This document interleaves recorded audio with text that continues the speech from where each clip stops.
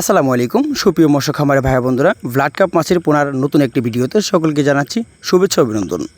যদি আপনি blood carp মাছের পোনা চাষ করে থাকেন বা চাষ করতে আগ্রহী থাকেন, তাহলে কিভাবে ব্লাড কাপ মাছগুলো চাষ করবেন আমি ভিডিওতে আলোচনা করব। আশা করি ভিডিওটা সম্পূর্ণ দেখবেন। আপনি জানেন ব্লাড কাপ মাছ অত্যন্ত শৌখিন জাতের একটি মাছ হওয়ার কারণে এই মাছ যে কোনো মাছের সাথে পরিবেশ বজায় করে মাছগুলো টিকে থাকতে পারে।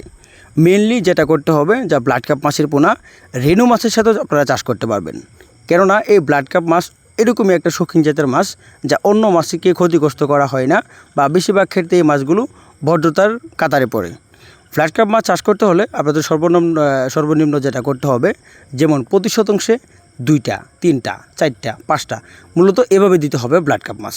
আর ব্লাড কাপ মাছের মেনলি খাদ্য সেটা হলো, আপনারা জানেন পুকুরে থাকা ছোটো ছোটো শামুক যেগুলো রয়েছে, যেগুলো পুকুরে অতিরিক্ত শামুক হওয়ার কারণে অন্য মাছ চাষাবাদ হচ্ছে না, সেই পুকুরে অত্যন্ত বড় সাইজের ব্লাড কাপ মাছ যদি আপনি 100 থেকে 150 পিস বা 150 পিস এভাবে ছাড়তে পারেন, সেই ক্ষেত্রে এই পুকুরে কখনও ব্লাড কাপ মাছ বা শামুক হওয়ার সম্ভাবনা নেই বা হারিয়ে যাবে।